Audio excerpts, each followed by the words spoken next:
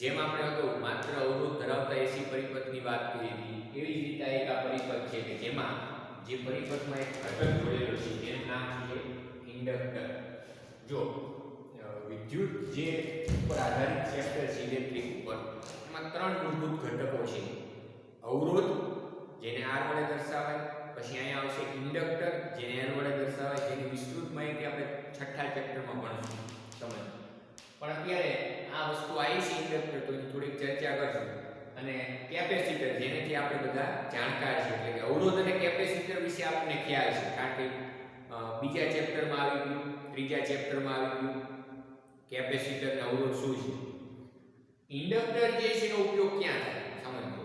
તો ઇન્ડક્ટર વસ્તુ એવી છે કે વાહક તારનું ગૂંચળું છે, જેનો ઉપયોગ ચુંબકીય ક્ષેત્ર ઉત્પન્ન કરવા માટે થતો હોય છે.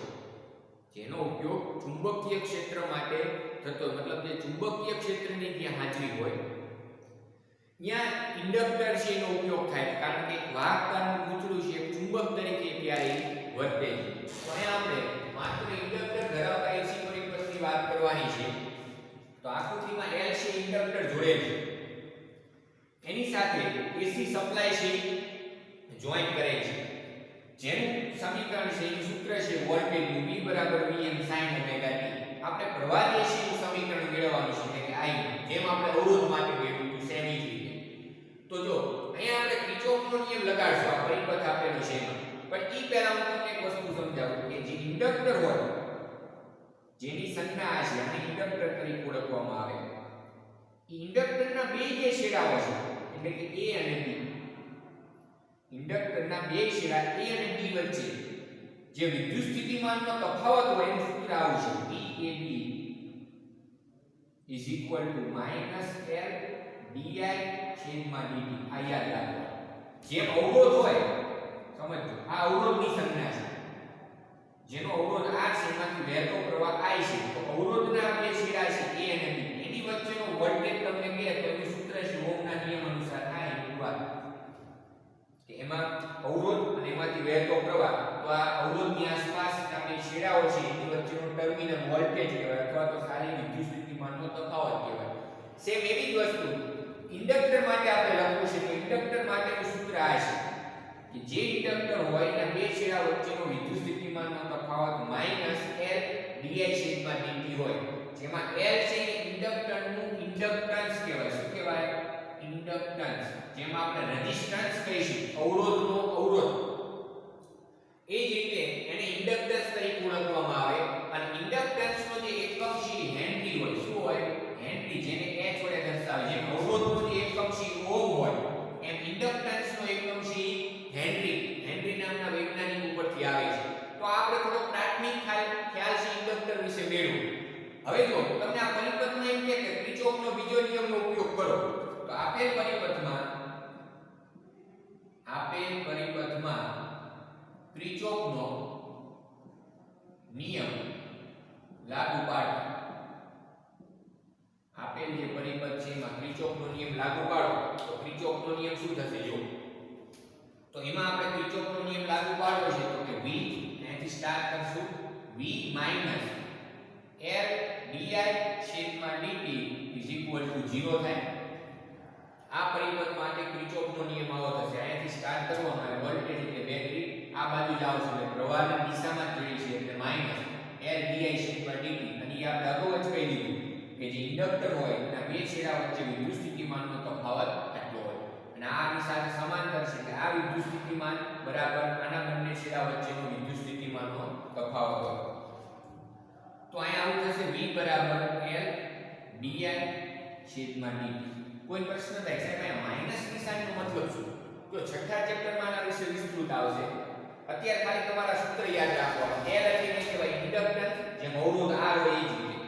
di /dt નો મતલબ એવો થાય કે આ વિદ્યુત પ્રવાહનું સમયની સાપેક્ષે વિકલન છે, એટલે કે વિદ્યુત પ્રવાહના ફેરફારનો એ સમય દર છે. ખ્યાલ આવે છે કે? તો હવે આપણે આની આગળ ચર્ચા કરીએ કે V = L di /dt લખ્યું. હવે V બરાબર તો શું છે? તો કે Vm sin ωt = L di /dt. હવે હું શું કરીશ કે આ Vm ને અથવા તો આ જે L છે એને છેદમાં લઈ જઉં, એટલે આવું થાય. Vm છેદમાં L સમજો બરાબર sin ઓમેગા t બરાબર di છેદમાં dt થાય. આપણે મેળવવાનું શું છે તો કે પ્રવાહનું સમીકરણ, જેમાં વોલ્ટેજનું સમીકરણ છે એવું આપણે અહીંયા પ્રવાહનું સમીકરણ મેળવવાનું છે. I બરાબર Im sin ઓમેગા t શોધવું.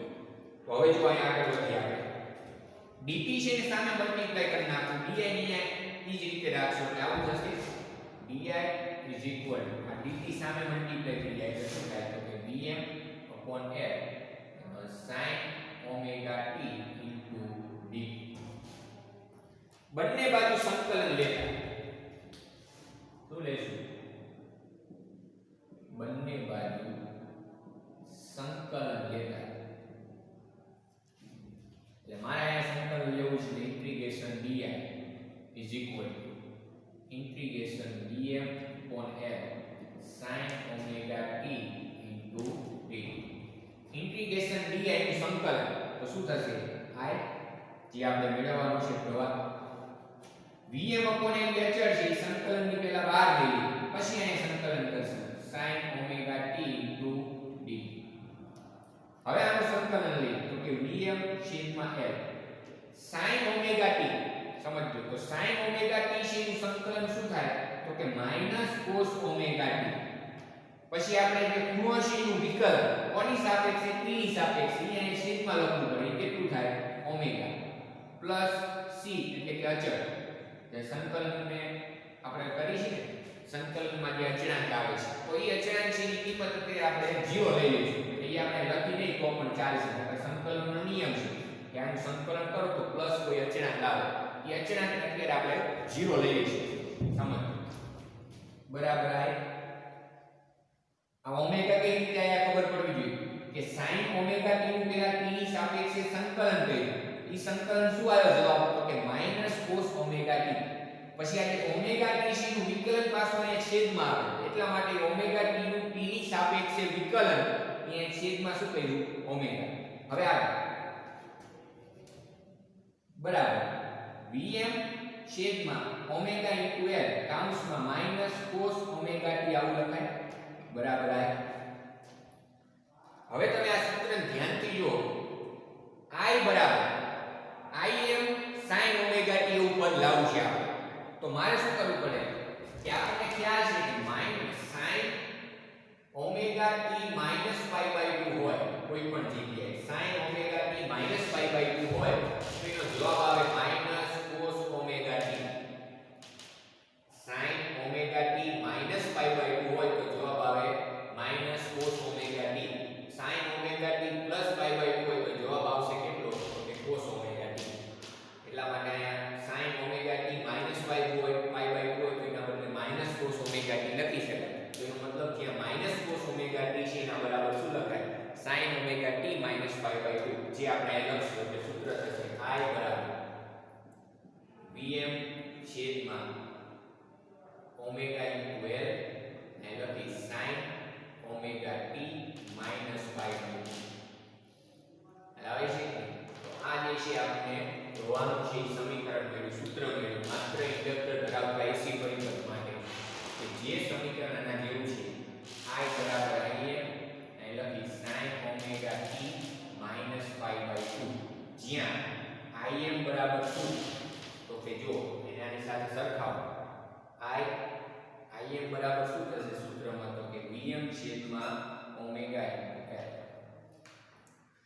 તો આ જે છે માત્ર ઇન્ડક્ટર ધરાવતા AC પરિપથ માટે આપણને પ્રવાહ જે છે નું સમીકરણ મળ્યું. વોલ્ટેજનું સમીકરણ તો પહેલા જ આપણે કહી દીધું V બરાબર Vm sin ઓમેગા t.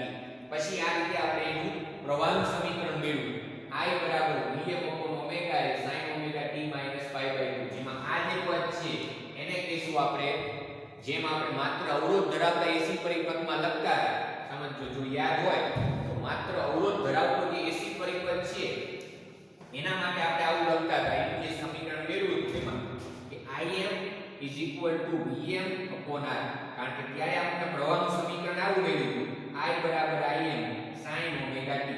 વોલ્ટેજનું સમીકરણ તો આ ફિક્સ જ રહેશે બધા જ પરિપથમાં કે V બરાબર Vm sin ઓમેગા t. તમારા દરેક પરિપથમાં એક જ મેથડ કે તમારે એની ચર્ચામાં શું મેળવવાનું તો કે પ્રવાહનું સમીકરણ.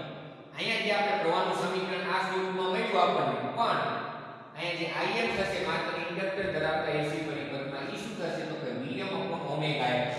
એટલે કહેવાનો મતલબ શું કે જેમ અહીંયા છેદમાં Vm ના છેદમાં અવરોધ છે કયા પરિપથમાં તો કે માત્ર અવરોધ ધરાવતો એસી પરિપથ, તો અહીંયા તમે એવું વિચારી શકો કે આ જે ઓમેગા ઇન્ટુ L જે છે એ અવરોધ સાથે કંઈક સંકળાયેલી રાશિ હોવી જોઈએ. તો હાઈ બરાબર કમ્પ્લીટ જે ઓમેગા ઇન્ટુ L છે એને ઇન્ડક્ટર માટેનો અસરકારક અવરોધ કહેવાય. ઇન્ડક્ટર છે એનું ઇન્ડક્ટન્સ હોય તો આપણને ખબર જ છે, પણ તમને એમ કે ઇન્ડક્ટરનો અસરકારક અવરોધ સમજો. જો આ વસ્તુ સમજવા જોઈએ, ઇન્ડક્ટરનો અસરકારક અવરોધ એ કેટલો છે તો કે આ ઓમેગા ઇન્ટુ L, અને એને શેના વડે દર્શાવે તો કે XL વડે. શેના વડે? XL બરાબર થાય ઓમેગા ઇન્ટુ L. આ XL ને કહેવાય ઇન્ડક્ટરનો અસરકારક અવરોધ, જેનો એકમ ઓહ્મ થાય. શું થાય? ઓહ્મ. અને બીજી એક વસ્તુ કે આને કહેવાય ઇન્ડક્ટિવ રિએક્ટન્સ. સમજજો, આનું બીજું નામ છે ઇન્ડક્ટિવ રિએક્ટન્સ. એટલે કે ઇન્ડક્ટર છે એનો અસરકારક અવરોધ, રિએક્ટન્સ એટલે અવરોધ, પણ ખાસ યાદ રાખવાનું આને ઇન્ડક્ટિવ રિએક્ટન્સ તરીકે ઓળખવામાં આવે, જેને XL વડે દર્શાવાય. XL બરાબર શું થાય? Omega into L. આ વસ્તુ છે એ ખાસ સમજવાની છે. એટલે તમને હવે જ્યારે પ્રશ્ન આવે કે ઇન્ડક્ટર માટે અવરોધ અથવા તો ઇન્ડક્ટરનો ઇન્ડક્ટિવ રિએક્ટન્સ મેળવો, એટલે XL મેળવવાનું કહે છે. XL બરાબર ઇન્ડક્ટરનો ઇન્ડક્ટન્સ એટલે કે L અને કોણીય આવૃત્તિ ઓમેગા એનો શું છે? ગુણાકાર. ખ્યાલ આવે છે કે અહીંયા શું કે આપણે સમીકરણ પ્રવાહનું મળ્યું. હવે પ્રવાહના સમીકરણ અને વોલ્ટેજનું જે સમીકરણ હશે આ ઇન્ડક્ટર માટે સમજજો, એના માટે આપણે ફેઝર ડાયાગ્રામ શીખીશું અને સાથે સાથે ચર્ચા કરશું કે આ બંને વોલ્ટેજ અને પ્રવાહ એમની વચ્ચે કયો કડા સંબંધ છે. જો અવરોધ ધરાવતા એસી પરિપથમાં આપણે શું કીધું હતું કે અહીંયા પ્રવાહ અને વોલ્ટેજ છે બંને સમાન કડામાં છે, કારણ કે અવરોધ ધરાવતા એસી પરિપથમાં વોલ્ટેજનું સમીકરણ આવું હતું, પ્રવાહનું સમીકરણ તમને આ મળ્યું. તો અહીંયા તમે જોઈ શકો અહીંયા sin ઓમેગા t, અહીંયા sin ઓમેગા t. એનો મતલબ એવો થયો કે આ ઓમેગા t બંને માટે કડા છે. આ વોલ્ટેજની કડા કે તો ઓમેગા t, પ્રવાહની કડા કે તો ઓમેગા t. એમની વચ્ચેનો કડા તફાવત તો આ બેની બાદબાકી કરો એટલે જે 0 આવશે. તેનો મતલબ શું થયો? આમની વચ્ચે કોઈ કડા તફાવત છે નહીં, બંને સમાન કડામાં. સમાન કડામાં એટલે બંને એક સાથે 0 થાય, બંને એક સાથે મહત્તમ થાય, બંને એક સાથે ઋણ થાય, પાછા બંને એક સાથે 0 થશે. ખ્યાલ આવે છે? આવી ચર્ચા જે છે એ આપણે માત્ર ઇન્ડક્ટર ધરાવતો જે એસી પરિપથ છે એના માટે આપણે કરવાની છે. એના માટે આપણે જે આલેખ દોરવાનો છે, જેમાં આપણે માત્ર અવરોધ ધરાવતા એસી પરિપથમાં દોર્યું હતું એ જ રીતે. તો એમાં જે બરાબર ધ્યાન આપજો. પહેલા હું બે સમીકરણ છે લખીને આપું છું. વોલ્ટેજનું સમીકરણ તો આપણને ખબર જ છે, V બરાબર Vm sin ઓમેગા t. પ્રવાહનું સમીકરણ તમને શું મળ્યું કે I બરાબર Im, જ્યાં Im બરાબર યાદ રાખવાનું Vm છેદમાં ઓમેગા L. ઓમેગા એટલે કહેવાય ઇન્ડક્ટિવ રિએક્ટન્સ, જેને XL વડે દર્શાવાય. I બરાબર Im અહીંયા મળશે sin omega t minus pi by 2. તો હવે તમે જો એક વસ્તુ વિચારો કે આ વોલ્ટેજની કડા કે તો વોલ્ટેજની કડા ફક્ત આ રહી ઓમેગા ઇન્ટુ t. તમને એમ કે આ પ્રવાહ જે છે એની કડા કઈ તો યાર omega t minus pi by 2. હવે આ બેની બાદબાકી કરશો, આ બેની બાદબાકી કરશો તો જવાબ આવશે માઈનસ પાઈ બાય 2. એટલે એનો મતલબ શું થાય કે આ જે પ્રવાહ અને વોલ્ટેજ છે એની વચ્ચે કડા તફાવત 0 નથી, પણ માઈનસ પાઈ બાય 2 છે. એટલે એનો મતલબ એવો થયો કે આ જે પ્રવાહ જે છે એ વોલ્ટેજ કરતા કડામાં પાઈ બાય 2 જેટલો પાછળ છે. જો ઇન્ડક્ટર માટે આ એક વિધાન લખાશે, કયું? ઇન્ડક્ટર માત્ર ઇન્ડક્ટર ધરાવતા એસી પરિપથમાં પ્રવાહ એ વોલ્ટેજ કરતા કડામાં, પ્રવાહ એ વોલ્ટેજ કરતા કડામાં પાઈ બાય 2 જેટલો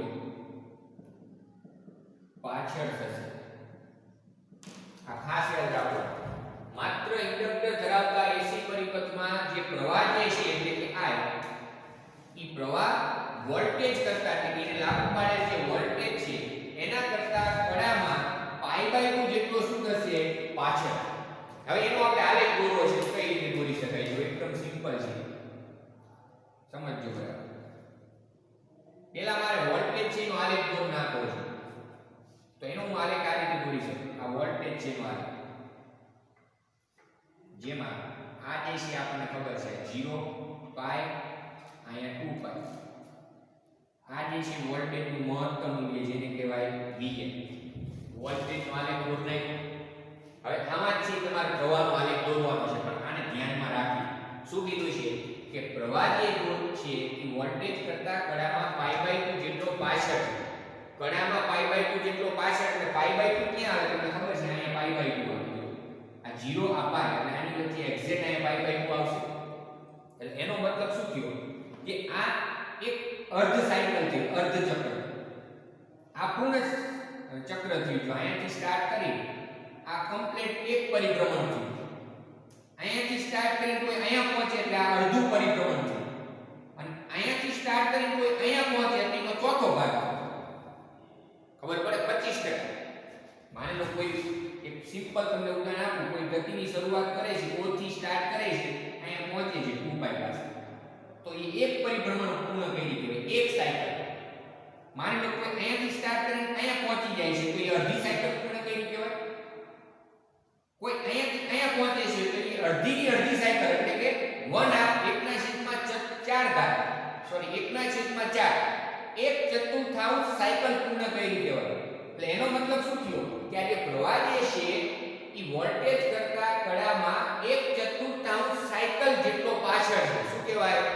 1/4 સાયકલ પાછળ છે. એટલે કે પ્રવાહ જે છે એ આગળ દોડે, વોલ્ટેજ છે આગળ દોડે છે. પ્રવાહ જે છે 25% જે છે એટલે 1/4 1/4 સાયકલ છે એ પાછળ રહેલો છે. સમજો. આની સાથે આપણે ફેઝર ડાયાગ્રામ દોર નાખશું. એટલા માટે મેં અહીંયા અક્ષ દોર નાખી પહેલા આપણે સમજ. હવે આગળ જો હવે પ્રવાહનો અહીં આલેખ દોરવો છે. તો અહીંયા simple sin ωt -π/2 cos ωt થાય. એટલે આના બરાબર હું આવું લખી શકું તોય ચાલે. cos ωt પ્રવાહનું સમીકરણ છે એ આવું લખે તો એમાં કંઈ ખોટું નથી. પણ આ બેમાં તમને ડિફરન્સ ખાસ ખબર પડે એટલા માટે અહીં sin લીધી છે તો અહીં sin લીધી. પણ sin લેવા માટે તમારે આવું લખવું પડે ωt -π/2 તો જ અહીં આવશે જવાબ -cos ωt. એટલે આ બંને સમીકરણમાં b સાચા છે. એટલે હવે જેમ આપણે v Vm sin ωt નો આલેખ દોર્યો એમાં આલેખની શરૂઆત ઉપરથી કરી અને આકાર કયો થયો sin આકાર. એવી જ રીતે આપણે આનો આલેખ દોરવો છે તો આલેખની શરૂઆત છે એ નીચેથી કરવી પડે કારણ કે આગળ માઈનસ છે. અને પાછો બીજો પ્રશ્ન શું કે ઈ આલેખનો આકાર cos આકાર હોય. તો આપણને એ ખ્યાલ હોવો જોઈએ આ જે આલેખ છે એ sin આકારનો છે. આ જે આલેખ છે એ cos આકાર.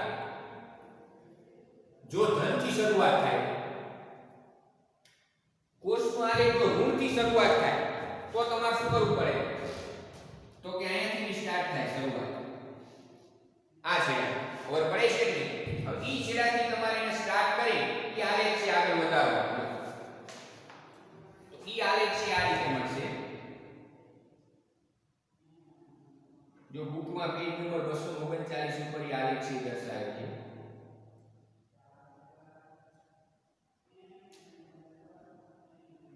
જે ડોટેડ લાઈન વડે દર્શાવે છે. આ જે આલેખ છે એ આપણા માટે શેનો થશે? તો કે પ્રવાહનો આલેખ છે. શેનો? પ્રવાહનો આલેખ. આ આપણા માટે વોલ્ટેજનો આલેખ છે. આયા તમે સ્પષ્ટ જોઈ શકો છો જો કે જ્યારે વોલ્ટેજનું મૂલ્ય મહત્તમ થાય છે સમજ તો અહીંયા 0 છે એટલે વોલ્ટેજનું મૂલ્ય કેવું છે 0. ત્યારે પ્રવાહનું મૂલ્ય છે અહીંયા માઈનસ થઈ ગયું છે કેટલું π/2.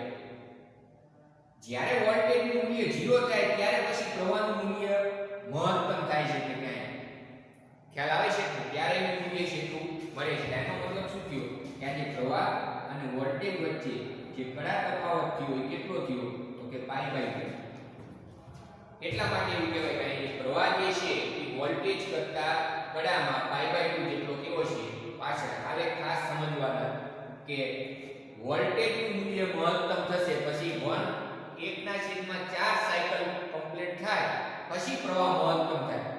વોલ્ટેજનું મૂલ્ય 0 થાય, સમજ, અહીંયાથી વોલ્ટેજ તો અહીંયા 0 થઈ ગયું તો હજી અહીંયા પ્રવાહ 0 થી મહત્તમ થવા માટે સમજો, અથવા જે પ્રવાહને 0 થવું છે અહીંયા વોલ્ટેજ મહત્તમ થઈ ગયો તો પ્રવાહને જે મહત્તમ થવું છે તો એ 1/4 સાયકલ જેટલો એની પાછળ પછી મૂલ્ય એનું કેવું થશે મહત્તમ.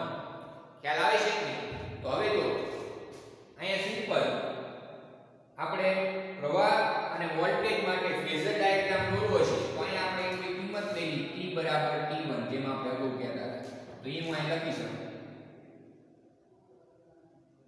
જો આ ઓમેગા t1 માટે આપણે ફેઝર ડાયાગ્રામ દોરવાનો છે તો પહેલા જે છે એ વોલ્ટેજ માટે આમ ડોટેડ લાઈન લંબાઈ દેવાની. આને હું અહીં નીચે આ રીતે લંબાઈ દઉં તો અહીં જે છે પ્રવાહ માટે આ જે લાઈન છે આ રીતે લંબાઈ દેવાની. એટલે હવે શું થશે તો કે આ જે છે વોલ્ટેજનો ફેઝર અને આ જે ડોટેડ લાઈન છે તો એ જે છે પ્રવાહનો ફેઝર, એમની વચ્ચે જે કડા તફાવત છે 90 ડિગ્રી એટલે કે π/2. આ જે ખૂણો છે કેટલો છે તો કે ઓમેગા t1. તો આ જે છે વોલ્ટેજ અને પ્રવાહના ફેઝર કહેવાય. જે આપણે માત્ર અવરોધ ધરાવતા પરિપથમાં જે ફેઝર ડાયાગ્રામ દોર્યો તો એની સાથે જોઈ લેવાનું. ડિફરન્સ શું છે તમે ચેક કરશો કે ખ્યાલ આવે. ફેઝર ડાયાગ્રામ કોનો ફેઝર ડાયાગ્રામ તો કે માત્ર ઇન્ડક્ટર એટલે કે L ધરાવતો AC પરિપથ એનો આ ફેઝર ડાયાગ્રામ છે. એ ફેઝર ડાયાગ્રામ સ્પષ્ટ દેખાડે છે કે અહીંયા પરિભ્રમણની જે દિશા છે એ વિષમઘડી દિશામાં ફેઝર પરિભ્રમણો કરતા હોય અને ઘૂમતા સદિશ એટલા માટે કહેવાય કે આમ પરિભ્રમણ થાય છે. તમે જો કે વિષમઘડી દિશામાં પરિભ્રમણ કરે છે તો જે વોલ્ટેજનો ફેઝર પરિભ્રમણ કરશે એની પછી આ પ્રવાહ આવતો હશે. એટલે કે જેવો આ વોલ્ટેજ અહીંયાથી અહીંયા પહોંચે, સમજ, આ વોલ્ટેજનો ફેઝર આમ ગતિ કરી અહીંયા આવશે ત્યારે આ પ્રવાહનો ફેઝર એના સ્થાને આવ્યો. પાછો એ વોલ્ટેજ છે અહીંયા આવશે ત્યારે આ પ્રવાહનો ફેઝર અહીંયા આવશે. તો એનો મતલબ એવો થયો કે એમની વચ્ચે જે કડા તફાવત કેટલો છે 90 ડિગ્રી. એટલા માટે એવું કહેવાય કે ઇન્ડક્ટર ધરાવતા AC પરિપથમાં જે પ્રવાહ જે છે વોલ્ટેજ કરતા કડામાં π/2 જેટલો પાછળ ચાલે છે. વોલ્ટેજના અનુસંધાનમાં કેવું છે એવું કહેવાય કે વોલ્ટેજ છે એ પ્રવાહ કરતા કડામાં π/2 જેટલો આગળ હશે. પણ આપણે એક જ યાદ રાખવાનું, ઇન્ડક્ટર માટે પ્રવાહ જે છે વોલ્ટેજ કરતા કડામાં π/2 જેટલો પાછળ. જો વોલ્ટેજ મૂકે તો વોલ્ટેજ છે એ પ્રવાહ કરતા કડામાં